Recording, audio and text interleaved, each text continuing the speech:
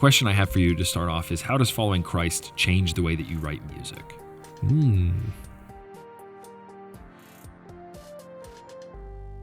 Welcome back to God Deserves Better, the program dedicated to equipping the saints to create like our Creator. I'm your host, Zach Lovelace. Today we've got a very special guest on the show. Our guest is a brother in the faith and professional composer for film, television, and video games with over 15 years in the industry.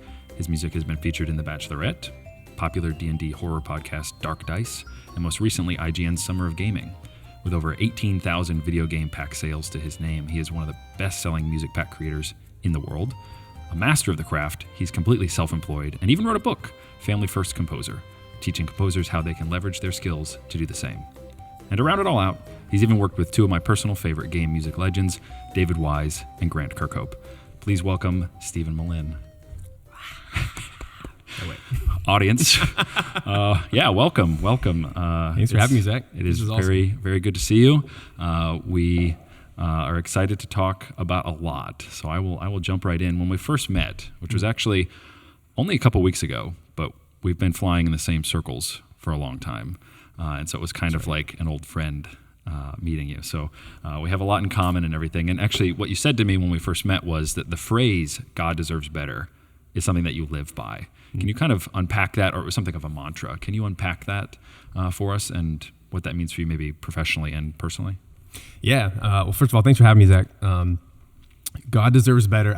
I don't think I've ever would have coined it that term specifically, but I think it perfectly encapsulates a lot of my beliefs when it comes to business, to family, to it's really the way I operate. Meaning, I believe that as a creative, no matter what I do, whether I'm talking with people, meeting with friends, whether I'm working, whether I'm creating art, whether I'm parenting, so often we try to separate the secular from the spiritual as if they're these two opposite spectrums, right? Oh, yeah. But I think in reality, you would agree that that they're the same thing. Like, we are a whole person. We are a whole being. Yeah. And as a result, you can't just focus on one over the other. Yeah. And so I do genuinely believe that God deserves better, meaning I'm supposed to give 100% in everything I do. Mm-hmm.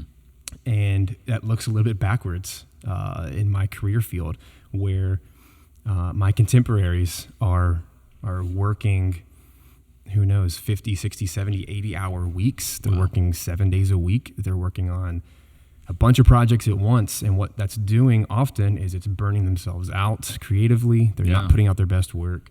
They're burning themselves out in their families. They're not giving 100% to their wife or their kids.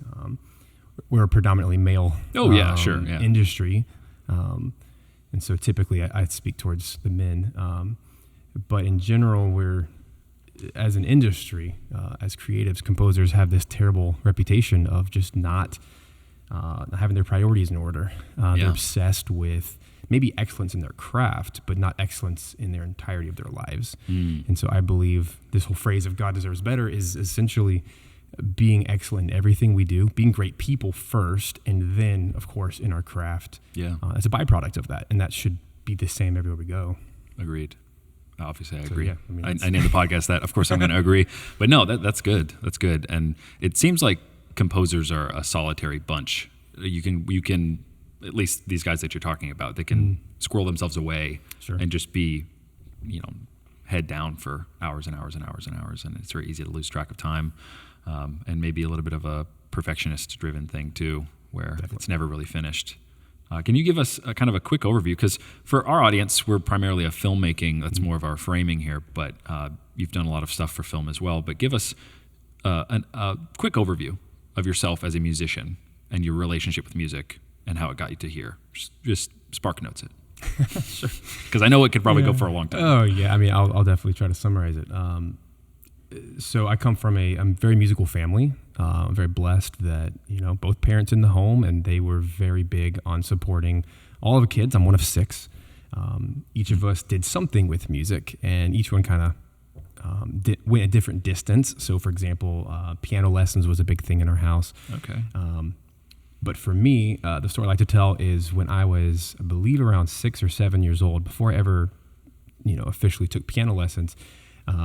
One day I was actually playing a piano and I was playing my brother's music from his lessons by ear. And I was back there just playing it, figuring out the notes and everything. And my parents thought that it was my brother practicing. Whoa. And they went back there like, wait a second, what the heck? Yeah. Clearly this kid's got something. And that was something I really just latched onto early. Cool. That was kind of my initial foray into music. Was I heard these video game soundtracks, I heard these film soundtracks of my favorite tunes, and I would go back there on the piano and I'd figure it out by ear. Yeah. And I think that's usually the telltale sign of a composer, Yeah. is someone, or a songwriter, someone who just naturally, on their own, they will go and pick out the notes to what they love. Yeah. And they'll start making their own music. And around the same time, I was making my own music. And then fast forward, I picked up other instruments along the way. That's another telltale sign of a composer, is somebody who loves to dabble in a lot of instruments, because that person's trying to create. They're trying to figure out, guitar and violin. And then I started to sing, and I started to play percussion instruments. I just couldn't get enough. And every opportunity I could possibly be on a stage and playing something, I was, or in a group, or a band, or in a choir, or an orchestra. I wanted to do it all, and I was obsessed with it. And no other area of life I had that level of interest in. So obviously that was kind of a potential career path for me.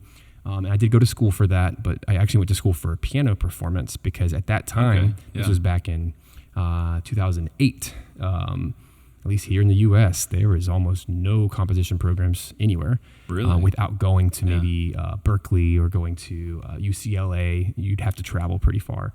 We're homegrown Atlanta natives here, and I wanted to stay close to family, and so I ended up going to Kennesaw State University, where I did a piano performance degree. But it was a year or two into that I realized I don't want to play dead people's music anymore. I really want to make my own music.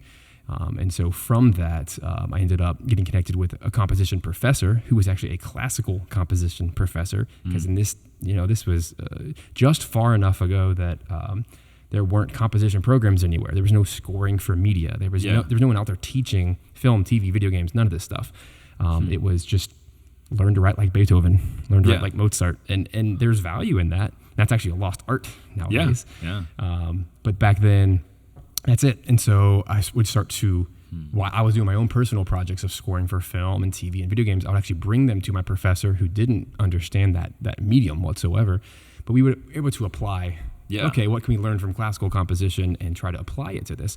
And that's how I got my feet wet, just doing some real projects. And then, again, just kind of a long story short, I started doing things like writing for music libraries, which means the music was being placed in TV shows and ads and commercials. And that's really how I got some of my first gigs. But then beyond that, I started doing video game scores, where I was writing soundtracks for these little indie games. And I've built relationships since then that have turned into some other projects. And then in the podcasting world, that's something I never saw coming. Essentially, that all started from a friendship I made from a guy through Kickstarter, of all places, because we're at this point, this is like the mid 2000, I guess the 2015, 2014, somewhere around there, where that was last year, right? I know, right? Over 10 years ago, I developed a relationship with a guy who was also putting out video game cover music, of all things. Okay.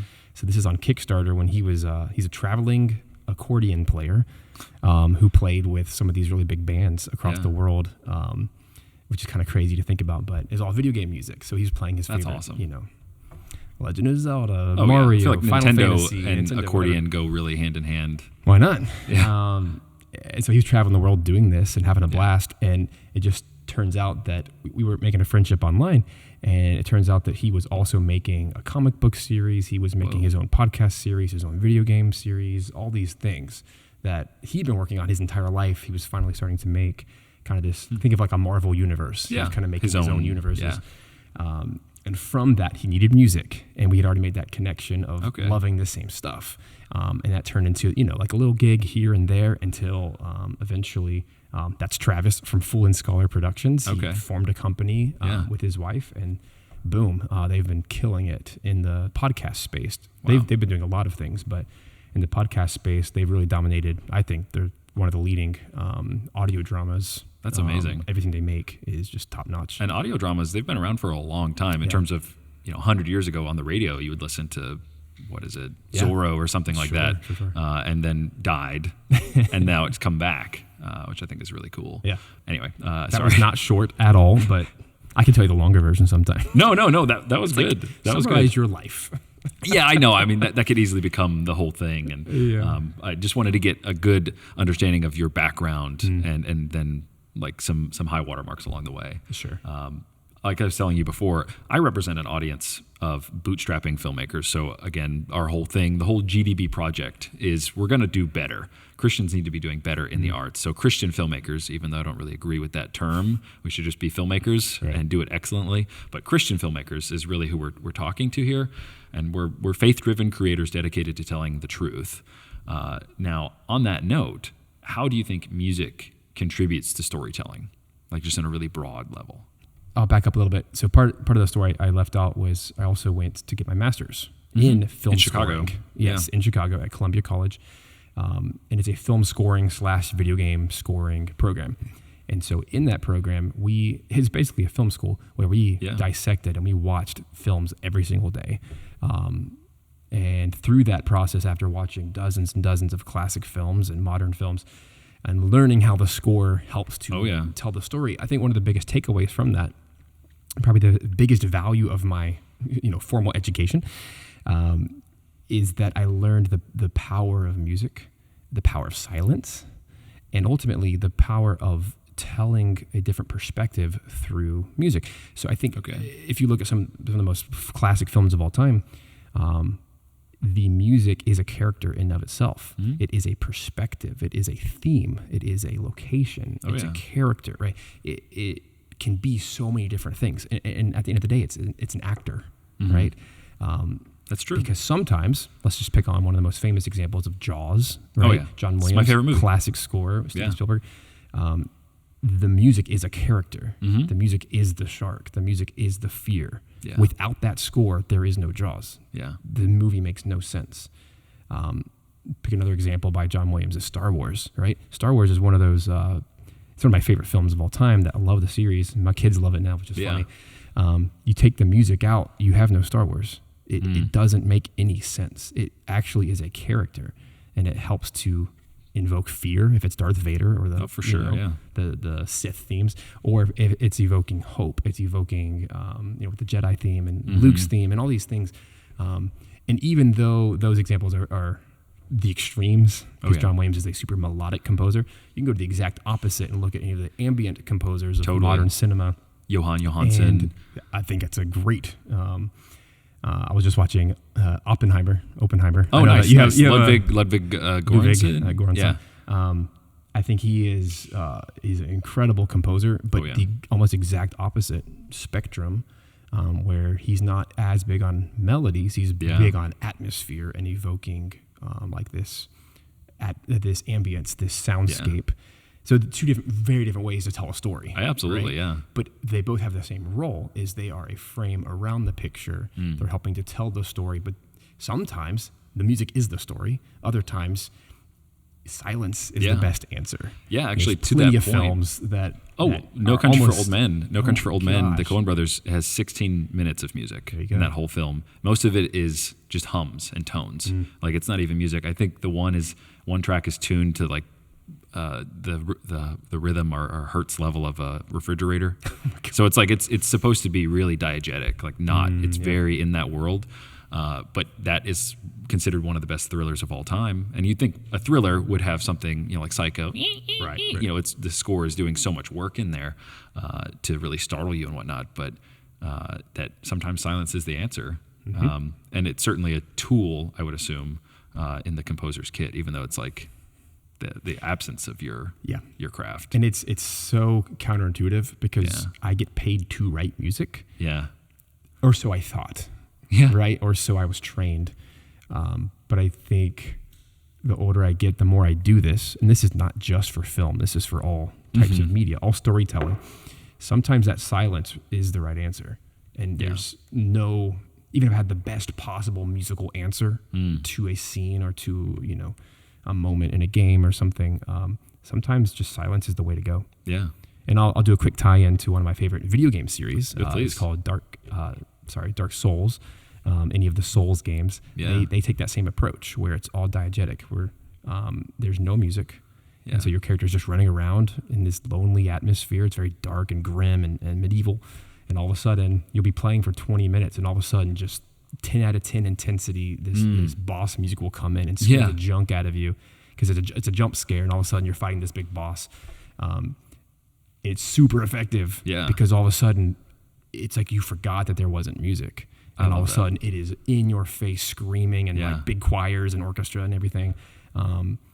And obviously like the big monster sound effects, and all of a sudden it's over, you win, and all of a sudden it's back to quiet. Yeah. And it's creepy. Yeah. And even though there's nothing special happening, you're just a dude walking around hearing like the clanks of your armor, and you're hearing monsters, whatever. There's something about it that is so isolating and so alien and foreign that you can't replicate that even with the best of music. And even in the most recent game of the series, Elden Ring, which was the game of the year last year. Wildly popular, that they took the same formula, but they actually put music wall to wall in the entire game, and I think it destroyed it. Really? Great music. Yeah. But that entire sense of terror, of fear, of isolation is completely gone. Give me something, a time to breathe. I think contrast is something that I'm, as a filmmaker and as an editor, I look for. Contrast. Because if you just give me nothing but, crying scenes back to back or whatever, it's like, I'm sure you as a composer can relate. If you're given that to score, it starts becoming, it's overstaying its welcome, and it's starting to detract, and the audience is no longer pulled in, they're being pulled out, and they start realizing, okay, the artifice of the film, I'm no longer sucked in anymore. And the same with a game, obviously, and games are probably more immersive than movies. You are the character. One of my favorite games of all time, this is somewhat of a tangent here, is Left 4 Dead. Okay. Have you ever played Left 4 Dead? What's that? So it's a 4-player zombie apocalypse game. Okay. It's very simple. All you do is you go from point A to point B 4 times, and then you beat the campaign. And you have your companions. And it was known for really pioneering the co-op online thing. But you have to work together to survive zombies, the zombie apocalypse, essentially. But there are special infected, and each special infected has their own musical theme. And so it's going to happen, and it builds anticipation when you start hearing the witch's theme, and she's this kind of creepy, she'll be like right in your path, get up and kill you in one hit type thing. Or the one that sends, everybody into a frenzy is the tank's theme. And the tank is just like a big Hulk. And you hear that coming, and you're fighting off this horde of zombies, and you see him coming over the ridge, and he's going to just kill your team in one hit too. That music is so effective at selling the atmosphere of that game. And those cues, I've been playing that game came out in like 2008, so over 15 years now. I still get my friends in a room and like in real life, and we'll get together and play. And that's the other aspect of that game that I like is it's the best way to play. It's with other people, very very Nintendo-esque. Like we want to get you in a room with people and play. But I digress. That's just as a non-musician, I have a lot of I recognize that is really well done. I'll have to send you some of that music, get your thoughts on it, because it's a great game, and I think that's without that, like your point about Jaws, like the game wouldn't be nearly as good because it builds such atmosphere, and then it tells the story that now you're about to have this giant obstacle in the way, whatever it might be, a tank or something like that. But we kind of already hit this, but in terms of music, why do you think it's so good at selling emotion? Can you give me a little bit of music philosophy on this for a second? I believe at the core, music is a language, and it is universal. So it doesn't require explanation. And it's very interesting. I care a little bit. I nerd out on this really hard because it's obviously what I do, but even something as simple as an interval, which is basically 2 notes, the distance between 2 notes. Here, look at me, I'm playing the piano over here. So if I play, for example, a fourth, which is in music called a perfect fourth, it is scientifically the 2 notes when they're stacked on top of each other, whether it's on top or on bottom, these 2 notes, when they resonate, they are in perfect harmony with one another. So those 2 notes played together is going to, no matter what the context, it's going to create a sense of peace.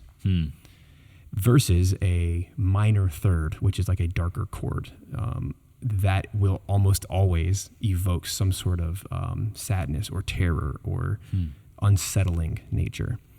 Same thing goes for like an octave, which is 8 notes apart. They're supposed to be the same pitch, but because they're 8 notes apart, they're slightly unsettling. Versus you can even get, it's like a spectrum. You can, if a perfect fourth is the most harmonious, the most peace-giving, then you can go all the way to what's called a tritone, which is the 2 notes that are the furthest apart from one another. It sounds like a circus, or like a haunted mansion kind of thing. Versus on the other side of the spectrum, a major chord, which is what pop music is mostly made of, because it's happy. It's feels neutral, but it's actually not. It's happy. There's a tint to it. So the more you can understand the building blocks of where it all comes from, the more you can start to manipulate it for the occasion.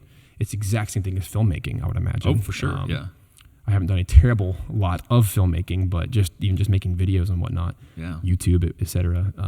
I've learned that there are tools that things like lighting, things like sound quality, things like shot coloring, composition, everything, right? Like the rule of thirds, the golden ratio, right? There's these tools that you don't have to use them, but the more you know about it, the more intelligent you can be about more intentionally crafting it to be more of what you want it to be. Yeah. And that's the biggest difference between an amateur, someone who just kind of does it as a hobby, versus a professional, right? Yeah.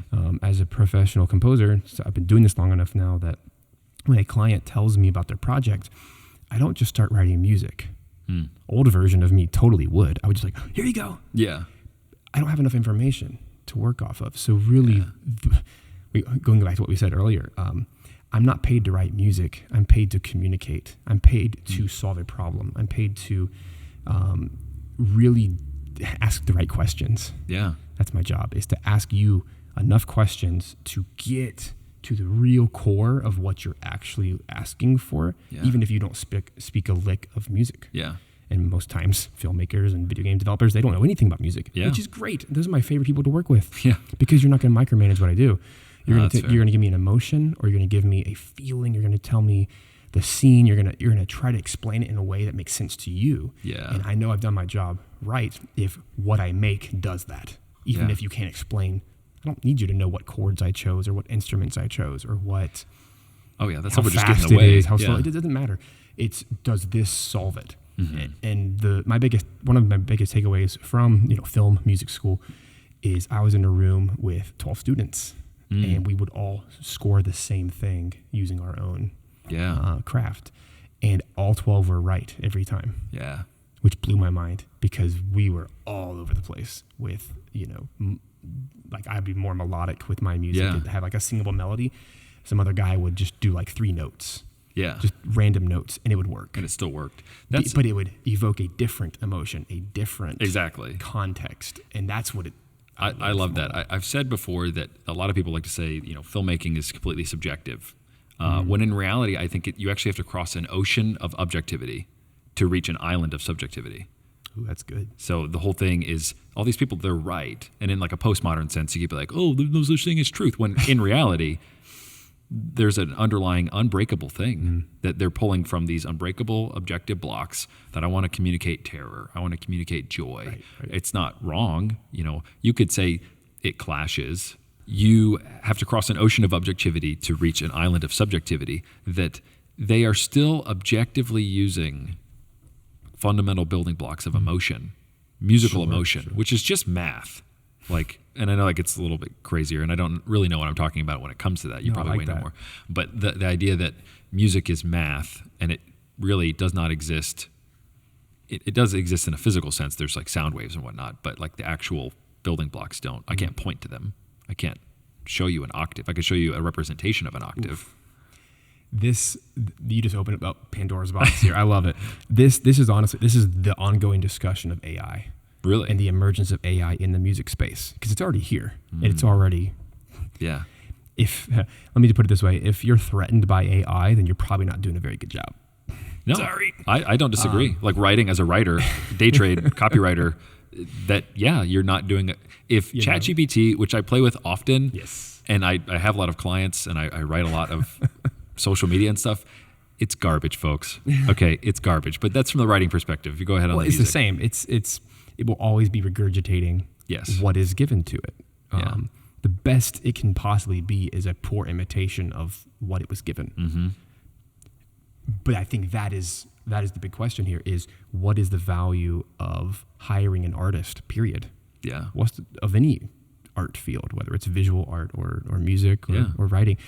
And I think it's the human perspective.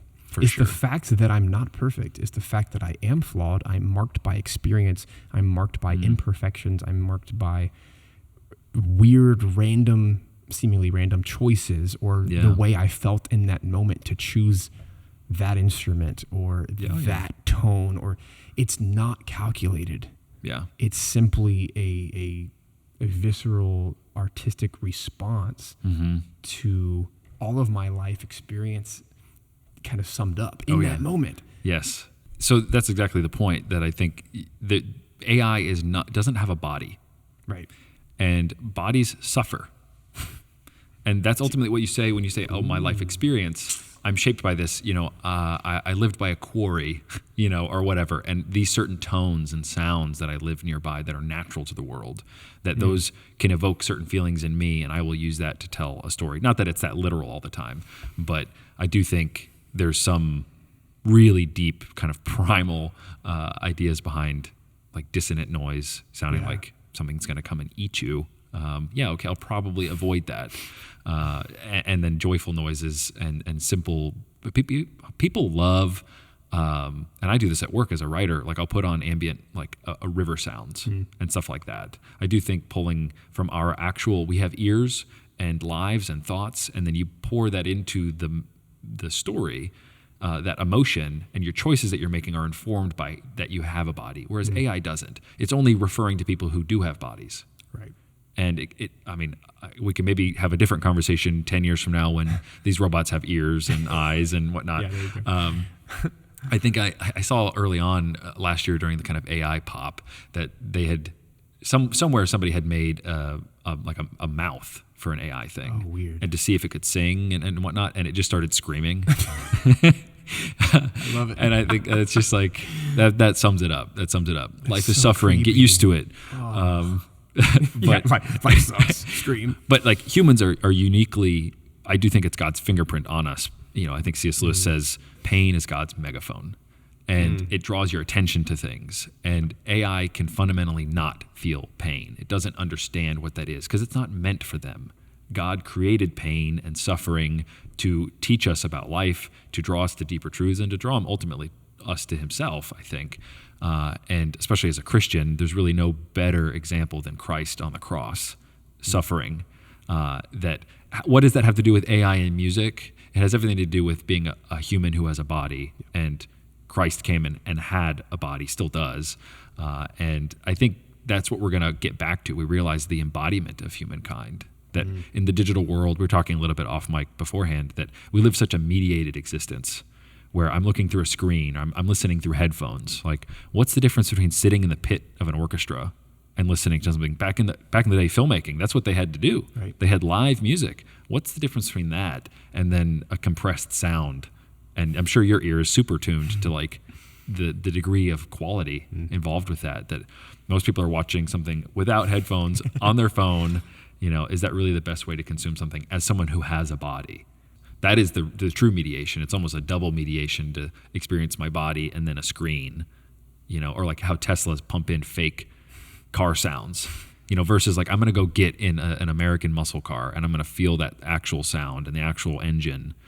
I recommended a book to you just before we got on the mic, The World Beyond Your Head by Matthew Crawford. And he gets into all of this, that the idea of the mediated existence actually destroys what makes us human. And that's really what I think most people, kind of the technocrat type style thinkers of our time, want to do, is ultimately remove the human from the human. That error thing you're talking about. Yeah. Even though an AI could probably make a more technically accurate piece of music than you. Undoubtedly. But that's not what people. I paused because people will want whatever we feed them in a sense, right? That's kind of pop culture, but I think from an artistic standpoint, that's a larger question, isn't it? It's like, what do people actually want from art? But I think at the core, Yeah. If we strip away the monetization of it all and the business side of it all, everyone is wired for good storytelling. Mm-hmm. And there are, I don't want to say there's any right or wrong way to tell a story, but there are proven There are ways. rules, though. Yeah. You know, I mean, there are just as much in music. Like exactly. Seeing someone try, the unlikable hero is something that most people, we've kind of grown to be accustomed to it, but I think it's going to overstay its welcome in a little bit here. That they're so flawed, the Tony Sopranos of the world, that it's like, oh, he's a murderer and an adulterer and all this kind of stuff. It's like, yeah, but you ultimately realize that watching this stuff, it doesn't actually make you a better person in any way. And I think that's ultimately the true purpose of art, is that it's to help you become a better person by seeing someone else suffer through the hero's journey, and then become better on the other side of it. The mythic side of Christianity applies, where Christ comes, he descends, and then he ascends. So he encounters suffering, takes it upon himself, and obstacle, and then overcomes death. And that's ultimately every hero story. There's some version of death that they have to, their identity needs to die, and a greater version of themselves needs to come out. Not that Christ is greater than he was before or after. That's a whole theological thing. But for us as humans, that's how we perceive life. Even though life isn't that neat. Sometimes stories in life have no true ending, or at least in a climactic kind of sense. Most people live in a certain state of anticipation and anxiety and dread about, like, oh, the unresolved relationship with my dad. Well, it never went resolved, that kind of thing. But it does something to us to see it get resolved and to see it and perform it. So there's like a therapeutic side, I think, to filmmaking, and a cathartic side, I'm sure, with music too, like games, standalone music. That's why it resonates so much with us, is that it takes us somewhere and allows us to exercise some of these emotions that get kind of caught up inside of us. Absolutely. But actually, I want to dive into just a little bit of the nitty gritty. Again, our audience is filmmakers, old, new, just first coming to the craft, or maybe done it a million times before. You as a composer, give us an example, or even walk us through the best type of feedback and relationship that a filmmaker, like a producer, director, can have with a composer. What is the best way that can come about? Oh man, I think the way I respond to this now is also different than 5 years ago. My career has been all over the place, meaning for a while, like over the last, 3 years or so, I would have pretty much called myself almost exclusively a video game composer or a podcast composer. Mm-hmm. But what's fascinating is, you mentioned earlier, in your super kind intro, that I recently did the IGN Summer of Gaming. Yeah. And there were a few big expos there and showcases that I got to do the music and all the transition music and the logo music and stuff. That's cool. That's all film scoring. Yeah. But it's for a video game expo. So it's like this weird in between. And this is just, that's literally like the book, right? This is the nature of what it means to be a composer in 21st century. There are skill sets that can be applied to virtually any type of media, and there will be new types of media that exist 10 years from now, 20 years from now, right? YouTube Shorts didn't exist 10 years ago, and that's a thing. And TikToks and Instagrams and Instagrams. Look at me, I'm such an old man. Instagrams, the Facebooks. Yeah. Oh man. But yeah, the working with clients is always unique. Working with a producer, working with filmmakers and video game developers, it's always unique to the personality of that person. And the reason I'm bringing that up is because there is no blanket statement I can say that you should always ask this question. You should always do this, because it's just not human. And the more and more, again, just the older I get and the more I do this, the more projects I work on, each project is as unique as the person making it, as the team making it. And the way I have to communicate with each person is wildly different, because it largely boils down to their characteristics and their preferences. So for example, just a couple examples. So like a video game team I'm working with right now, they are really big on talking through Discord. So that's kind of the only way we talk, is these text messages, but they specifically want to have the top 3 decision makers only in this one group chat. And like, that's where I talk about music. Wow. That's unique. Yeah. That's like there isn't one decision maker. It's 3 decision makers. So I have to like pass the test with all of them to get anything approved. But they're also they're German guys, and they're awesome and chill, and we're big fans of each other, right? That's one way of communicating. For like the IGN Summer of Gaming stuff, these were literal phone calls where it's like, this is due tonight, and I'm on the phone with an editor. He's like, hey, can you do this? Okay, cool. Add some guitar here. Like being very micro. Wow, yeah. Because he's an editor, right? He has to time everything perfectly to the logo. Hey, can you add some like rock sound effects here? Hey, can you do this? So it's like highly, highly specific because that person is that way. It wouldn't work any other way to work with this person because this is someone who wants to get stuff done right now over the phone. I'm like in my session working on the phone talking. Totally different, right? But that's what is needed for that project. And then you look at, I did a video score for my church about a month ago. And that one, it was a phone call. Hey, let me explain everything that you need. And I'm going to send you an email with everything that you need. And here are all the assets and everything. Yeah. Super detailed. But then they left me alone for like a week. And then I did all the work. And then back and forth emails, back and forth phone calls. So there's just 3 examples. And every example is hyper unique to that situation. Yeah. But if you were to zoom out, like what are the global takeaways? Well, always be kind, always be responsible, obviously. Like it's what makes any professional. Know what you're talking about. Deadlines. But I'd also say just a caution as well. Be okay with not knowing the answer to things. Be okay with experimenting. And it's taken me a long time to get there because we're supposed to be professionals. We're supposed to know what we're doing at all times. No. And the more time I've spent working with the best of the best composers out there, they don't know what they're doing either. Yeah. They're actually some of honestly, the most humble people I've ever met in my life because they fully admit they don't know what they're doing. And they'll say funny things like, well, I just kind of fell into this, or, it's like, this all happened to me. It's like, I don't know about that. Yes and no. Yeah. But you also did a phenomenal job every time, right? Yeah. There are clues. So I think communication is key, and it's important to really be hyper specific on who am I talking with? Is this a person, right? Yeah. This is not a wall of text email. So honestly, something I've made a habit in recent years is whenever possible, get on the phone call, get on a video call, make this as human as possible. Because at the end of the day, it's an asset. Yeah. Right. It's a .mp3. It's a .wav file. It's it's as important or not important as a JPEG or an animation file. It's like, is that what I want to be reduced to? Because this whole AI conversation about, AI can make that in a second. Oh, yeah. What is the value of me if it can do that? Well, me. Yeah. It's the humanity. It's the conversation. Your perspective. It's me asking good questions and just listening and absorbing, but then also active listening by repeating back what they said.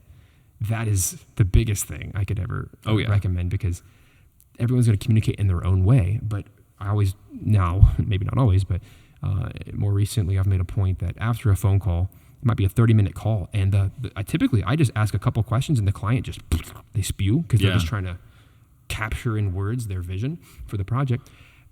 I take notes. Yeah. Oh, yeah. Not something I used to always do. I literally, and I make sure they see me. Like I have a notepad, and I'm like, it says something. Terrible idea. It says something. Yeah. That I'm paying attention. Absolutely. And then what I can do is at the end, okay, cool. So it sounds to me like you want this, but, and then I can problem solve, and I can actually make suggestions and solutions. Yeah. And not once do we talk money until like that time comes, because we have to solve the problem first, and then we can talk through the actual, okay, here's like 3 different options we can go through. And again, human first. Personal relationship first. It always wins. Absolutely. I mean, in the digital mediated AI age that we are in, or entering, or whatever, the human angle is going to be not even angle. It's the baseline. It's not a choice. It's like, it is what it is. It's the reality of things. That we are making assets to serve a human audience at the end. Right. I'm not making something for bugs or something, like maybe, or plants or something, like what music do plants like? I know people do that, but whatever. So is there anything specific that you enjoy, like the conversation about like temp music? Does that? Who enjoys that? Yeah, that's fair. But yeah, walk us through temp music. Like, is that kind of a sticking point for you? Is it helpful? Is it not? I mean, I guess it's contextual. Sure. My request after any conversation with someone who needs music for something, the request is always, can I get a few examples of what you want? And that's where temp music came from originally. I'm sure a composer at some point said, hey, give me what you want. And then they actually put it to the picture. Yeah. That way the composer can see and feel it, especially when there's hit points and there's scene changes. That's very specific to film. But I think all media across the board, it is helpful because music is a universal language. It's also incredibly difficult to explain, even between musicians. That's the crazy part. Is I've done some cool collaborations, and one of the recent ones, I can finally talk about it now. Yay! Was with Grant Kirkhope on a game called Paper Clay. We did this main theme, and we were on a Zoom call with the game composer. He's doing the rest of the soundtrack, and we were just trying to make sure we're like writing the same style of music. And really awesome dude, and he's very talented, and he knows what he wants for the game. But we were having a very challenging time communicating with one another. And there are 3 composers in a room. Yeah, you would think. All highly talented people, but we could not verbally explain what we wanted. Because we would say one thing, we want it playful. And then he'd say, okay, yeah, awesome, playful. I want it, I want to use a mandolin. Okay, I want to use a banjo. We're like trying to like identify what is the thing we're actually saying. And then after the call, we could not have, we were basically speaking separate languages. Wow. Because when we started sending files to each other, here's playful, here's happy. They weren't even in the same universe. It's like 2 wildly different soundtracks. So that was just hilarious to me because like here's composers at the top of the game. We can't even communicate. So then what do? We have to give references. We have to give, here's what I like about this piece of music at this timestamp. Defining the terms. Then, exactly, by defining, that's what he meant by mandolin or playful or happy. That's completely different than what I would have ever called happy. And this is what happens with first-time clients. I've learned over the years. It's always a labor of love anytime working with someone for the first time, because the first project you do together, you're basically just learning how to talk to one another. Oh, yeah. And how to even figure out what they're saying. Yeah. Because I could have 3 clients back to back that all say the exact same words, but mean wildly different things. Oh, yeah. Because when you talk about music, it's so subjective, right? You could say scary, and for you that might be like strings going like psycho. For somebody else, it could be like a contrabassoon going right? Wildly different sounds, different. And for me as a composer, I'm like, one of those is Luigi's Mansion, right over here, and one which is like cartoony, and the other one is like literally psycho. It's like dissonant, crazy, horror, sharp, whatever. So how do you marry that? It's like, how do you marry that with what we've said earlier about the objectivity underneath it all? That are the words failing us at that point? Oh, totally. This is the reason for temp tracks, is what I'm getting back to. Okay. So I've just made it a part of my career that anytime I'm about to work with somebody, I usually ask for 2 to 3 examples. Please link me to examples of exactly what you're looking for, and I will interpret from there. Because when people give, I think I mentioned this in the book, that when people give 3 examples, you now can have an average. So what that means is if you send me 3 wildly different things, at least when I listen to all 3, I can take notes and compare and contrast. And now I can see, there's drums in all 3 of these. These are all about the same speed. These all have strings in them. These all have piano in them. There's some element that the client recognized, but they couldn't put it into words. But they liked these 3 things.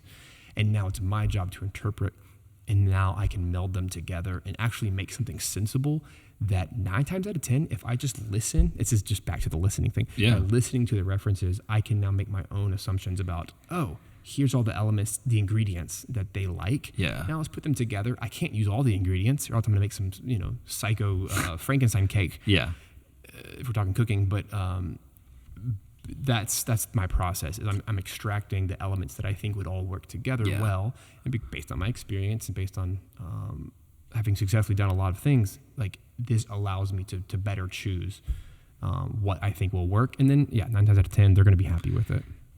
That's fascinating, because you would think that the composers would be all on the same page. Not at all. In terms of the math, but also that's more of the again, go back to the discussion of subjectivity and objectivity, that you guys all speak the same mathematical language. If you said, hey, give me, Sure. quarter note, blah, blah, blah. Again, I'm not a musician. I can't tell you. I can't even make something up. Bass clef, whatever.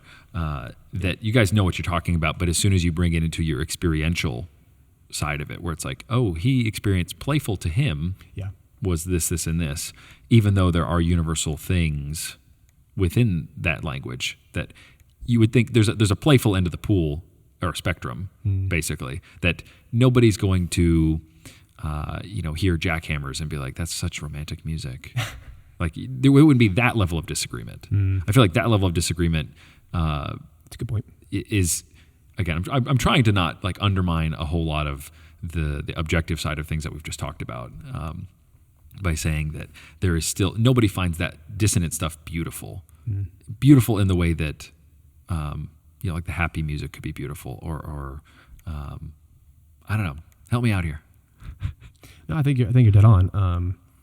There are some universal styles or tones or sounds or colors that would generally, by most people, be considered happy, sad, playful.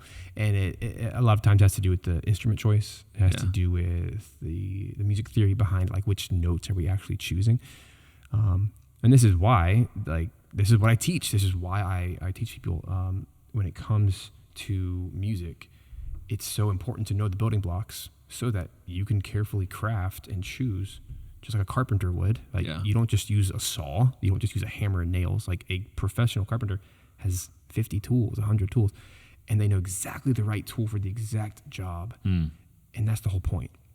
Because in the moment, because I'm just using a carpentry analogy, but let's say you get hired to build a table. By the end of the week, you have a week to do this project.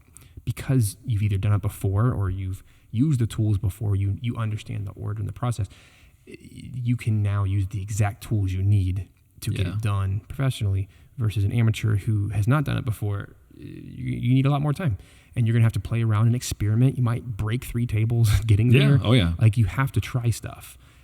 But this is the whole training side of the conversation, where composers have to learn their tools so that when the time comes, no one has the time when the time comes. You don't have time to. Yeah, you're just it's making due the tomorrow. decisions. It's due in 3 days.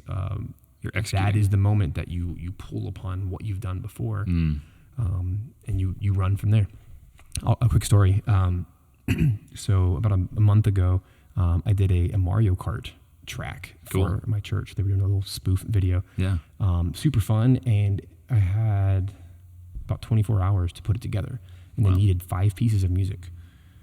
Awesome, little higher. Yeah. And I was totally stoked to do it, but obviously short time frame, and they needed this up immediately. I didn't have the luxury of just opening up a brand new session, playing around with sounds and hoping that it hit the right sound. No, instead, this is where my nerd is really going to show. That's okay. For all the composers listening in, you'll love this.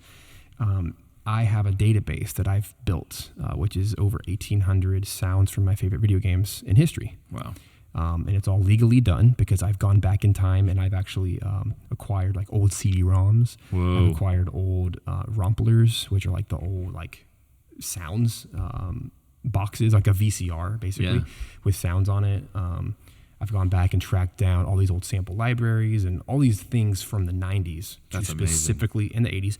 And early 2000s to specifically sound like a particular game. I've actually gone and tracked down the original sounds from these games. Wow. I'm not taking them from the game. I'm actually finding the original source, like the original synthesizer, the original keyboard, the original. Recreating it. And then finding that patch, and then I've converted it to my own software stuff. So what that means is that when a client needs Mario Kart tonight, I literally load up all my favorite Mario Kart sounds because I know all the history of every game that's used every sound. And I literally just, it's there within about 10 seconds because I've already pre-made it all. Yeah. There it is. And literally it's connected to my keyboard. I just start playing. And so I didn't spend a lick of that time producing anything. It was already ready to go. So start playing, and I match it to picture and I'm done. And so I wrote 5 tracks in 24 hours and all done. Wow. And this keeps happening. I'm learning. Another project was for a Mega Man sound. Nice. Same thing. Just pull it up. Let's go. and this is the beauty of training, knowing your tools, is that when the moments come, you don't have time. So it's everything in this industry is about deadlines and doing stuff fast, but also high quality work. And I tell people all the time that when you do one of those successfully, you are now the go-to person for that client, because the next time they're gonna be in another rush again. This is just the nature of this, right? Oh, this video is due tomorrow. Can you put something together that sounds like blank? Now you become the guy that they can refer to their friends, and that's actually how the IGN thing happened. Okay, is because a friend I successfully did one of his things, and then IGN needed something tomorrow or in 2 days. Boom, boom, boom. And that's how that stuff happened. Relationships, humanity. Oh yeah, I mean, you that's competency, and one of our big verses is Proverbs 22:29, that your skill will put you in front of the right people, and that's what it is that you are so competent at your craft that when it comes to a problem, they're like, oh, what could solve this problem? Oh, it's Steven. Like Steven is the one who can, obviously they're not even thinking about your tools. They're thinking about the relationship with you. One, that you're a kind guy, but also that you have the technical aspects that could come in and bridge the gap to what they need quickly. And of course, if it's a smooth experience and you're not like gruff or whatever, like then it's okay, we'll cue you up the next time. It is problem solving for sure. And I think that's how you get before kings, is that they have a problem. And only you uniquely can solve it. I think somebody here was saying earlier that you become indispensable, and you're leaning on what makes you indispensable. That it's, I need, you become the tool, the instrument, right? I mean, no pun intended. But the instrument to bridge that gap, whatever it might be. So I'll tell you another story real quick. Go for it. You were asking off camera before about a recording session that was just happening for Dark Dice. So for this particular season, the next season that we're preparing for, we have a lot of music, and it's taking something between 4 and 5 recording sessions with orchestras. We've gotten through some of them so far, and we prepared so well this time around. We've done them enough now that we know what the process is, and preparing the sheet music and getting everything ready. We over-prepared so well that we were an hour and a half shy of our time. So it was an 8-hour session with a choir, and we used up 6.5 hours, and we're like, we have nothing else to do. Wow. And earlier that day, we were already seeing that we're going to fly through this because it was so well done. And then the producer, he actually asked me like early on, he's like, hey, can we sneak another track in here? Like, okay, let's do it. And so behind the scenes, our team is like literally writing sheet music during the session. Wow. And this is all happening in Budapest, by the way, in Hungary. All over Zoom. So like through Zoom, through email, we're sending files back and forth, and they have somebody like arranging it, like literally listening to a piece of music, hand transcribing it, turning into sheet music, sending it overseas, and they're printing it out. So like literally within a 10-minute break, because they have to have breaks every couple hours, all of a sudden all the sheet music is now on the stands, and we recorded that track as well. Wow. And then on top of that, there were a few moments. I was telling our producer later that this is like, thanks for giving me the most expensive live composing show of my life. Because you guys are expensive on the clock, and we had so much extra time that I started just goofing around and experimenting. And so I started just because I'm talking in a microphone to the conductor in front of the choir, and he has to translate it and everything from English to Hungarian, but I started saying, all right, sopranos, let's sing an A, altos, let's sing an F sharp. And I just started like composing on the spot. And we started doing all these cool effects and things that like we'll layer on top of our music. And the reason I say that is doing something like that, which is totally over the top, right? Yeah. But the whole time, I have a video of our producer, Travis, same guy as before. He was actually doing Instagram live of it, and I just remember a moment where like he literally like stands up and was just making this That's amazing. Absolutely like astonished face of like pure joy. Yeah. He's just telling me, I was just like, thank you so much. Like, who does that? You know, and I'm not trying to toot my own horn. I'm trying to give a practical example of there's an opportunity to just have fun, enjoy what we get to do, and make people happy and serve them and go. Like, I'm not getting paid extra for that. Who cares? It just, this is what I do. We get to make music together, and I have all these amazing musicians like it's loving it. The beauty of being competent and like having the skills, and just you're not thinking about it anymore. No. A professional athlete is not thinking move this way, that way, whatever. They're just doing it. They're just the program in their head, if you could call it that, is just queued up to dribble this way or that way and then cut and whatever. And it's beautiful to watch, for sure, like in an athletic sense, but I'm sure as well to listen to, like Travis is just blown away that it's happening right in front of you. Yeah. That's amazing. Well, let's actually talk about your book for a little bit. Yeah, here. sure. You wrote a book, 2019, Family First Composer, Proven Path to Escape 9 to 5 and Support Your Family, Composing Music for Film, TV, and Video Games. So why did you write this book, and what inspired it? Like, what was the inspiration, and what problem were you trying to solve? Sure. Man, 5 years ago, I've actually thought about making a revised edition of it. Yeah. Because one of the opening chapters talks about how crazy my life is with 4 kids. Yeah, and you're like, I have 6 kids more now. To that. Yeah. It's gone to the next level for sure. Okay, the purpose of this book is I wrote this for me, to me, of the past. People like me, people in my similar situation who want to do good work. You would say it, God deserves better. Yeah. People who want to do good work and not sacrifice their family. Specifically in the music space, right? Composing music for these different types of media. And I wanted to give a little bit of a blueprint, not that my way is the only way, no way, but to just show my path. And the reason I say proven path is because there are certain clues left by successful careers of others that if you at least do these minimums, then you can get to a similar place. It doesn't mean we'll have the exact same financial outcome, the same number of projects or anything like that. There's still a lot of unknowns in the process. But I wrote this to give a blueprint for, hey, here's some pitfalls that I fell in. Yeah. Here's some holes that I fell in, and here's some scrapes and bruises and scars that I've experienced. You don't have to go through that. But also, here's a lot of wisdom that I've gathered by working with some of the best composers in the world.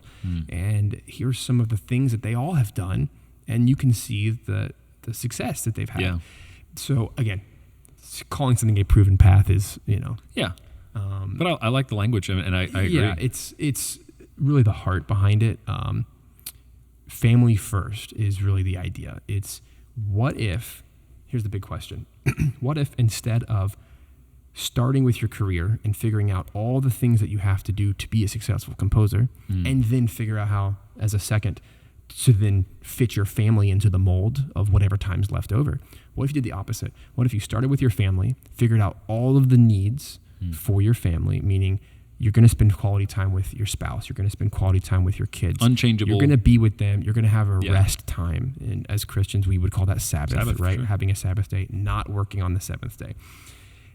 The irreducible minimums, if you will. By having these structures in place, what if then, on the other side, now you have to squeeze your career into what's left?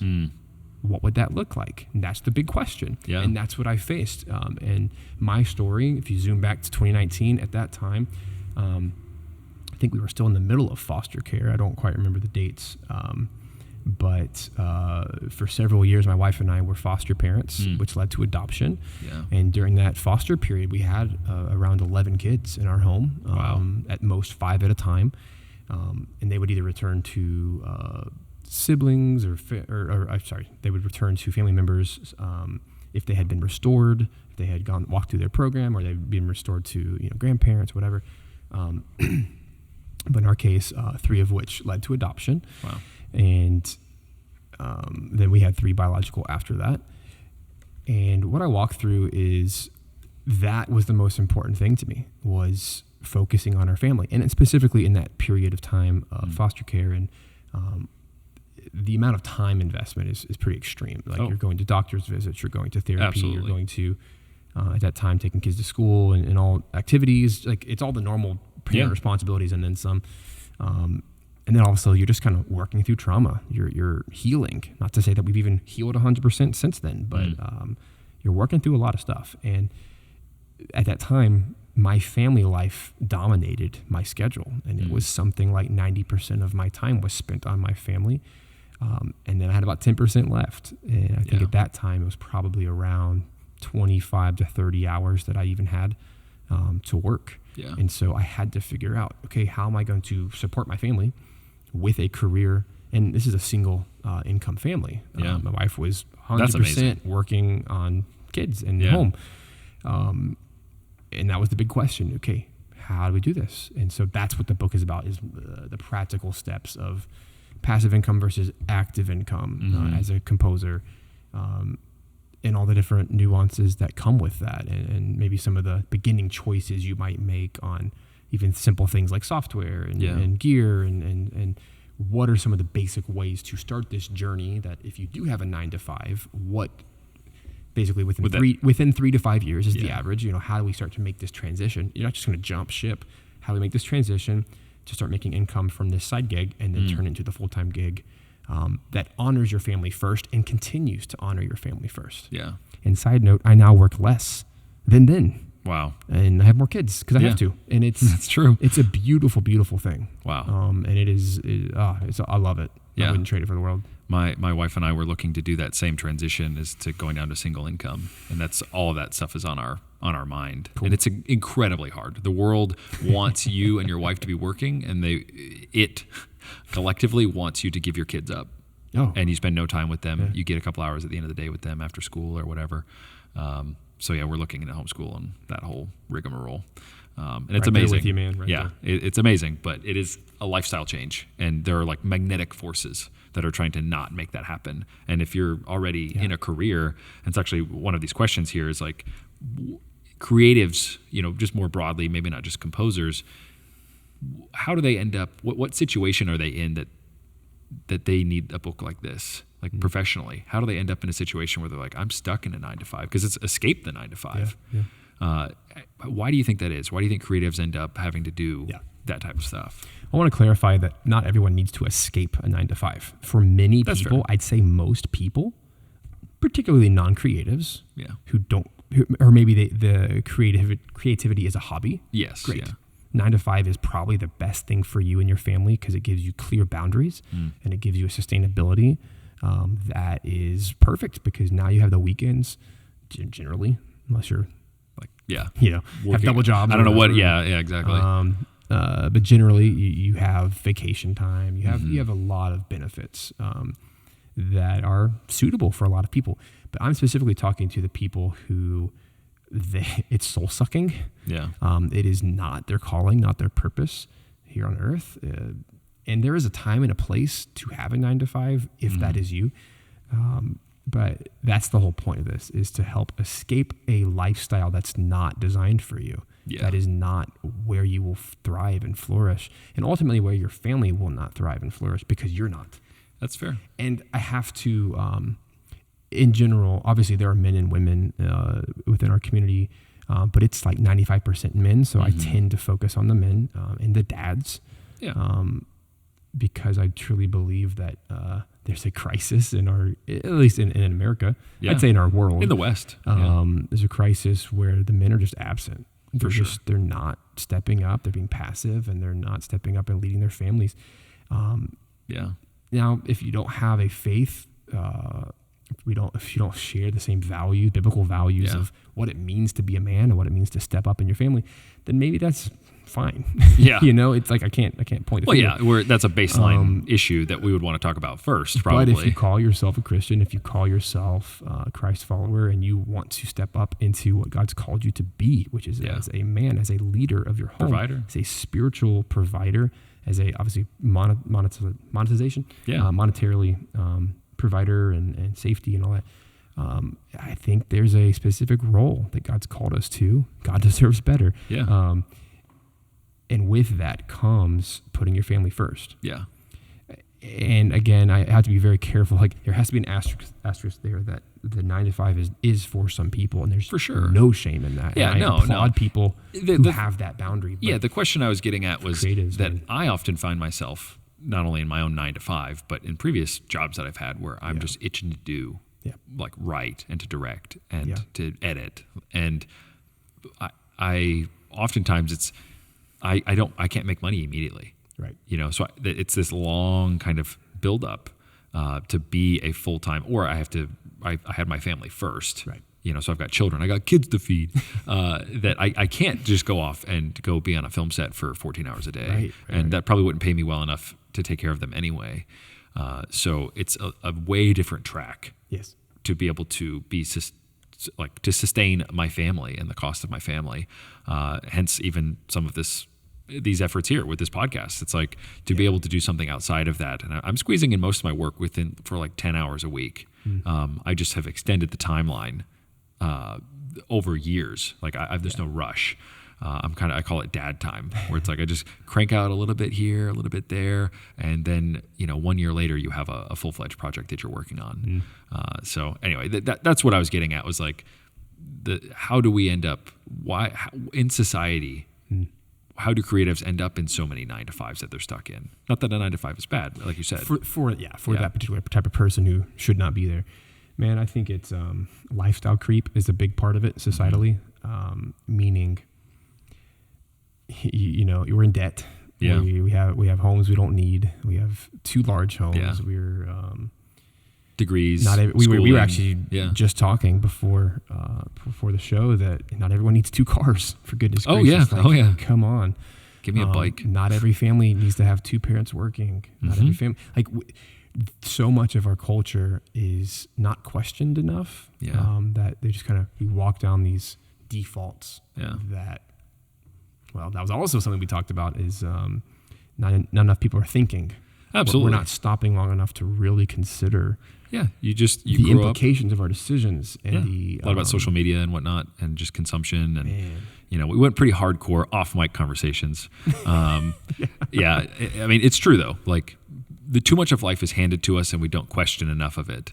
And I think that's where a lot of creatives end up. They go to school as opposed to I dropped out of college. And I just taught myself to write. I mean, the library and YouTube taught me to write and to direct, and good friends too. Like plenty of real connections with people, and people, taking a chance on me and whatnot. But I don't think you need to go to school and incur the debt, right?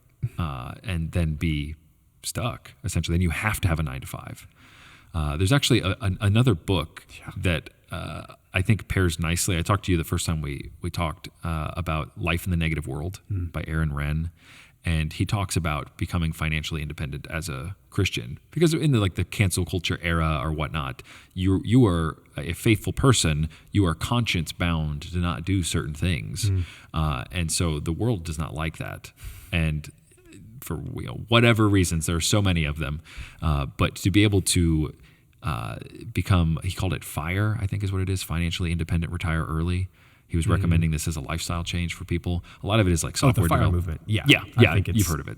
Hogwash, but yeah. Yeah, that's fair.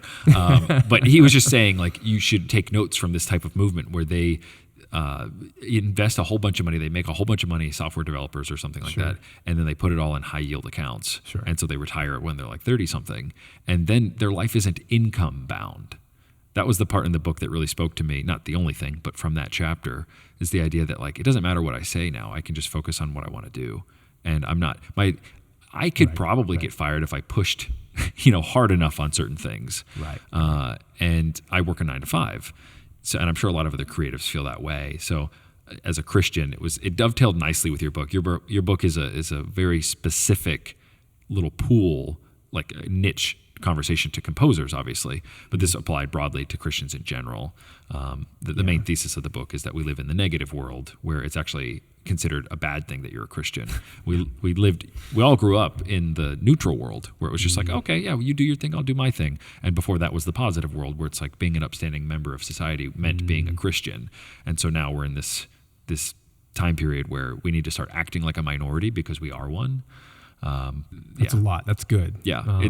This again dovetailed very nicely with that conversation, because you have diversified your income. Right. You don't just get income from teaching and this gig or that gig. You do a bunch of different things. Yeah. And I think Christian filmmakers, Christian creatives need to start thinking about their career that way, where it's not just specifically pouring into being, okay, I want a 9-to-5, but I want to be a 9-to-5 writer or whatever. That puts a lot of pressure on that one job.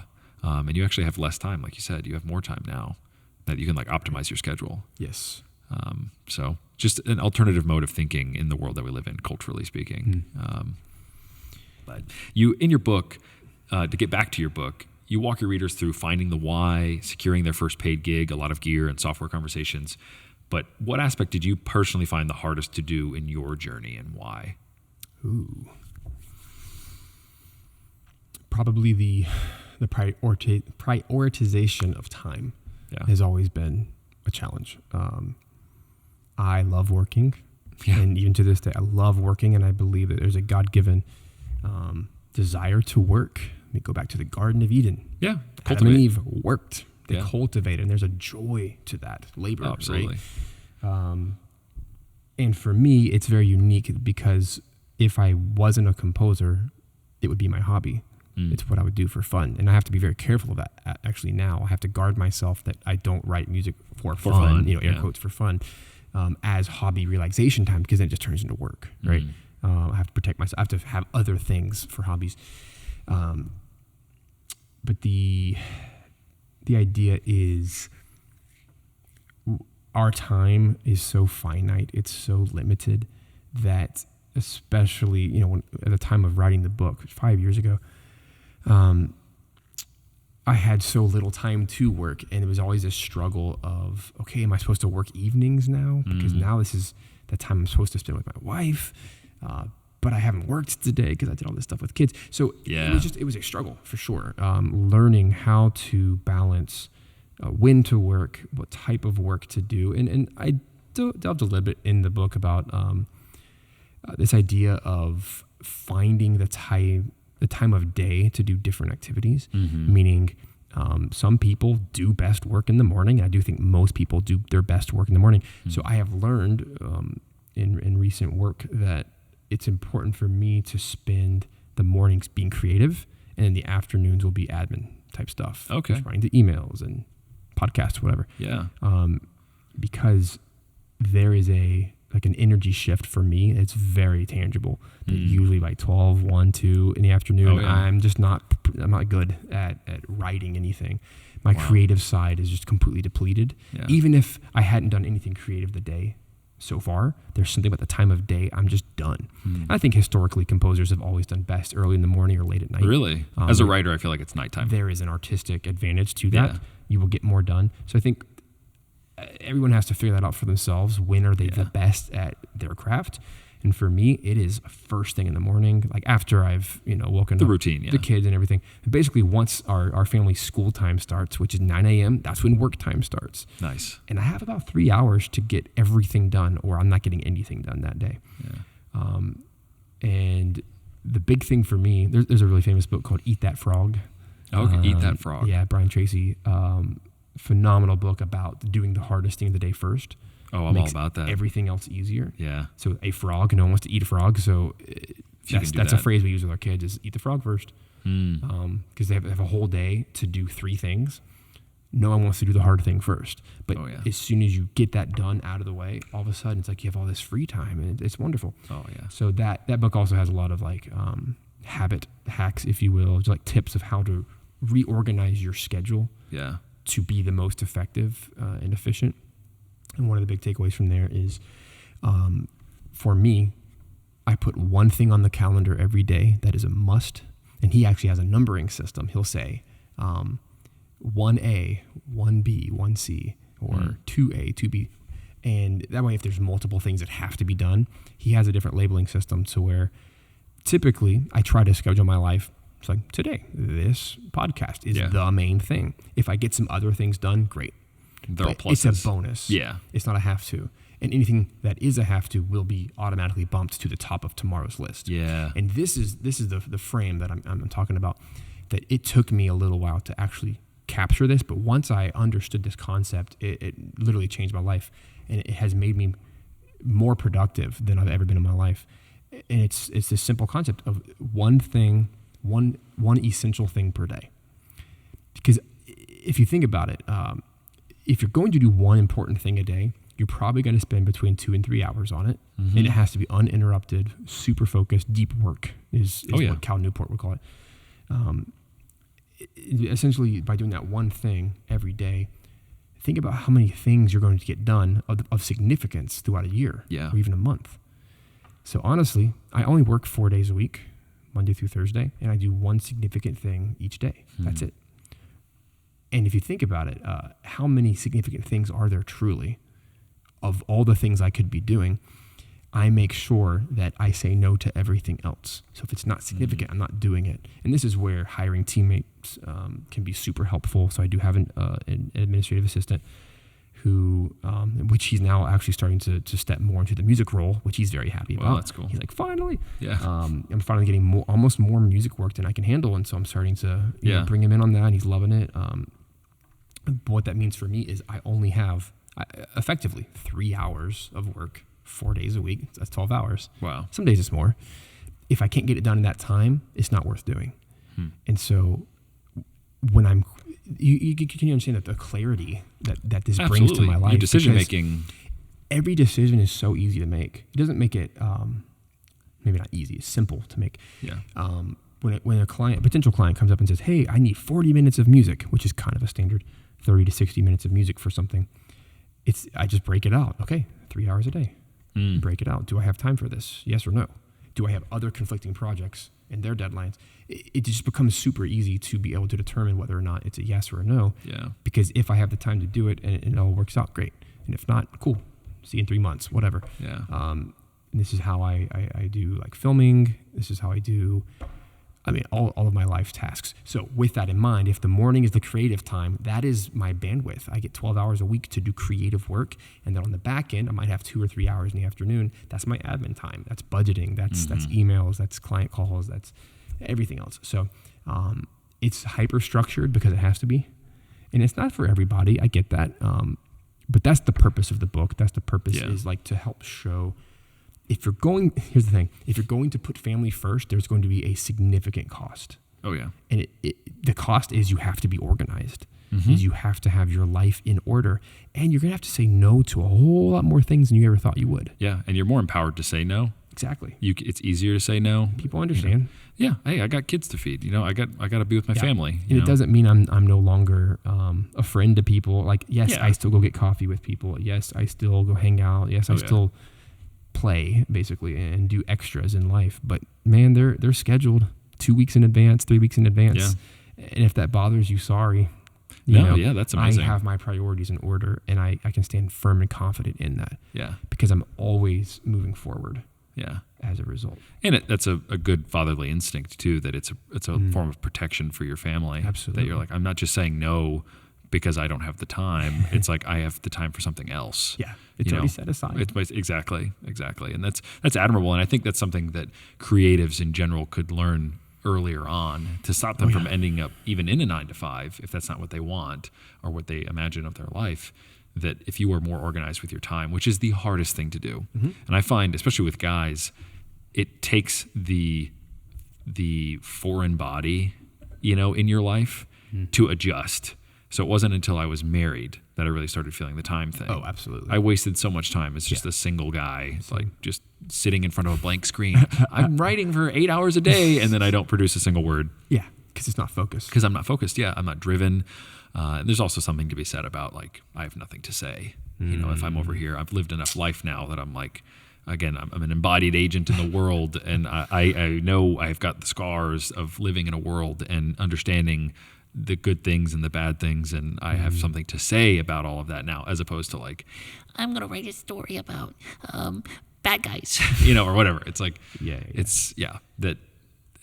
I do think reaching your creative prime is something that takes time. Obviously, this is a Christian podcast. If you've made it this far and you had no idea, I don't know what to tell you. But the question I have for you to start off is, how does following Christ change the way that you write music? Well, I believe that as a spiritual being, we are speaking a spiritual language by putting art into the world, period. Any type of art. Music is just one of the forms. And there is there's no doubt in my mind that music has been around since creation because it is one of the forms of worship. There's many ways to worship God, but it is I think one of the primary ways, because it is giving of our spirit. It is giving of ourself to, it doesn't have to be singing necessarily, but all the way back. I mean, we're talking all throughout the Old Testament, we have the lute and lyres. Yeah. And we have David singing psalms. And it's been an integral part of Jewish culture as well as all of the modern church since Peter and beyond, right? It's just been baked in as one of the ways we worship. And so I think there's an easy connection there to see that just because I'm writing orchestral music for a horror podcast, there's no reason to say that that's not worship. Sure. Because I believe that good work of any kind is worship. It is declaring that there is a God who has created me to create. I think we are all creators in one way or another. Yeah. It doesn't have to be art per se, but I think a carpenter is just as much of an artist as a music composer. It's just different, right? We all build something. My wife is building a family, right? Yeah, absolutely. Often overlooked art. I mean, come on. So there's art everywhere, right? We are in a beautiful world, so clearly created by a creative God with incredible attention to detail, down to the molecular level, all the way up to the Grand Canyon and the stars and the planets. It blows my mind every time I think about it. So music, the role of music, we talked earlier about storytelling and helping to evoke emotions, and whether they're positive or negative, they all have the same purpose of drawing us to God. And so my role ultimately is to do good work, period, whether it's music or otherwise. Writing an email could be just as spiritual as writing a worship song to be sung in churches. Obviously a different context, but my life is to be a worship song. It's my life choices, and ultimately has to do with the condition of my heart. So the way I speak to people, the way that I operate, the way that I shop for groceries, which again, this is the very first thing we talked about, the secular versus the sacred. Man, they're all the same. We are spiritual beings first and foremost. There's no division. By a God who loves us and wants us to worship him through good works, which is kind of a lost thought. Whenever I get lost in the confusion of the world and all of its lies, I like to go back to the Garden of Eden. What was life like then? What was man's relationship to God then? God created us to enjoy and to subdue the earth. They're two different things, but they're all wrapped up in the same, meaning we enjoy God best when we enjoy his creation. My kids enjoy me best when we're spending time together, usually doing something together. At least my boys.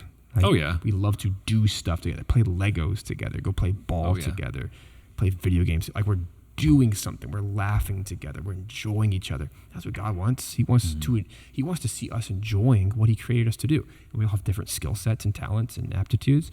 So for me, circling back, when I write music, I'm worshiping. Period. And here's the crazy part. I really had to wrestle with this in college, this idea of is it holy or is it worshipful? Is it righteous for me to write music to something that might have a darker tone? That might have a lot of what we might call sin, right? A lot of evil represented. And I did have to set some boundaries in my heart about certain projects I know I'm not going to do. So let's be blunt. I'm not going to score a porno, right? Oh, of course. Because to me, that is just an abject the purpose of that evil, the theme, the purpose, the intent is 100% to glorify evil. Yes. And that's kind of my filter. If the project glorifies evil, it's an easy no for me, because my spirit will be at war the entire time. And ultimately, some Christians might say, oh, but you need to bring light to that darkness. There's better ways. Well, you could bring light by saying no to it. Yeah, there's also more strategic ways Absolutely. to share light. Yeah. You don't need to close her off in a dark room to be what I mean? So that is a personal boundary of mine, and similar. But what I had to really come to grips with was, what is the power of my music? Well, it's not so much about the music anymore, which has been our whole conversation today. It's more about me. It's more about how will God use me as a light in the darkness. Yeah. And so it's important for me to work on projects that might have some darkness to them. Because to me, even stylistically. I think in one of your episodes on this show, you've talked about how you have a more of a grittier lean anyway. Oh, for in sure. your art style. Yeah. You're not going to do the Christian cringe, No. Kendrick Brothers, Yes. over the top, God's Not Dead style movie. No, Some people resonate with that, and they just want to shout the joy and the That's fair. the goodness. Yeah, totally. There's a place for that. That's not me. Yeah. You're not going to hear That's me. a genre that is not, I have no interest in whatsoever. Stylistically, Yeah. I write very intense and sad and emotional, gripping, heart-wrenching kind of music. Yeah. I love it. And I'm like over here. And like, it goes only with stories that have those elements. Yeah, and I'm over here like grinning ear to ear. Like the recording we just did was like the choir screaming in agony. I literally said, let's do like an evil whisper chant. And like I'm over here like super excited about it. That's amazing. And the context is going to be used for like this dark horror thing. But you heard me describe the producer. He's not Christian.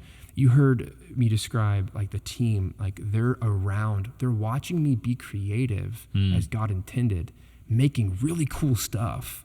Yeah. That doesn't overtly say this is a Christian production. Yeah. No, it's not. But you can't hide it. Yeah, and because Christian there's production excellence always follows Yes. Christians. You can't hide it. Ideally, and that's the call of the show, Yeah. is to be more excellent at what you do, even if you're an accountant. Even if you push a broom, you can push a broom unto the Lord. Amen. That's for sure. And you're saying something to the world by the way that you conduct yourself with these people, of course.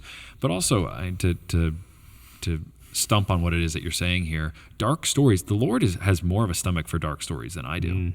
If you look around at reality, I mean, I will mourn things and that happen in the world, or even things that I just imagine can happen, to my own children or something. And that stuff's awful, obviously, but the Lord permits it to pass for some reason. And that reason is ultimately to glorify himself as justifier. So for something evil to happen, or like in a horror video game, a horror films often tacitly are agreeing with an objective good and an objective bad. There are demons, that type of thing, or a monster game or book series or something like that. There is an objective evil, and then there's an objective good, and whether good triumphs over evil in this instance isn't super important necessarily, but just that they presuppose those types of stories, presuppose that moral framework. So, which is another way of telling a biblical account of reality. Absolutely. And a lot of times in biblical accounts, it's not like a super clean. No. I mean, these people are not nice people. No. That's actually the scandalous side, and I hate to use that word because I feel like it's overplayed a little bit, but the scandalous side of the grace of Christ is that it applies to you who are in the throes of vice. You're addicted to pornography or whatever, or you're a murderer like Moses. Like biblical heroes, there's really not a lot of them, and it is because Christ is the hero. He is the one who took upon himself everything, and so I think you can tell a good Christian story that goes dark places because God doesn't mind the contrast. He paints with a palette that has a lot more dark in it than you might think. And I have to believe that God obviously works in mysterious ways. We don't quite know what all he's doing with our work, but it always brings me great joy to think about. You never know the influence that my music could be having on somebody. They are being reached in a place they would never expect to be reached for Christ. That the light follows. Like I just have to believe that because I'm a spiritual being, that God knows my heart, that by creating anything, the light of Christ is in it. It doesn't matter where it goes. It could be in the darkest of places, but there's something about it that's going to draw people. If nothing else, and to ask questions and to say things like, why does this move me so much? Because there's like the essence of light in it. Like I don't know how else to explain it. It's the work that I do is a natural byproduct of who I am and my identity in Christ, and you can't separate it. You can't. And Doug Wilson, as pastor, I really like. He talks about how theology comes out your fingertips. So it's like it comes down to how my wife makes biscuits in the morning. Those biscuits are full of theology. It's like her beliefs and like the love that she's putting into those biscuits, or even ones that are bad and burnt, she'll throw them away, knowing it's not fit for human consumption or whatever. It's like my wife makes amazing biscuits. Just say that for a second, but she will. She knows what she's making, and it's not just like stuff that we make, but it's who we are too, Right, and right. who we're around, and that we are people of character. So I totally agree that being a person of character and the way that you conduct yourself and execute the craft is just remarkably different. Not that it needs to be you're covered in Bible verses all the time. Not that you shouldn't be saying things that are biblically accurate or true, and holding true to your conscience, and the power of saying no to something that the world is like, well, why not? That witness is far more powerful, and you never know what the Lord is up to in terms of people's lives and stuff. They might remember that 5 years down the line and be like, why did Steven say no to this project? And yeah, I mean, I've had conversations with people like that. Yeah. That it's like, oh, something that I said offhandedly, sat with them for years, and then we have conversations about it later, and it's like, oh, okay, wow, yeah, I'm glad the Lord is guiding my steps, because if I was aware that you were going to take it that way, I wouldn't have said that, or whatever. But to kind of round us out here, I want you to tell us about a recent project that you're excited about, and where can people find your stuff? I mean, I'll be real with you that I try to find as much excitement in the little stuff as the big stuff. I think that is the joy of what we get to do as creatives.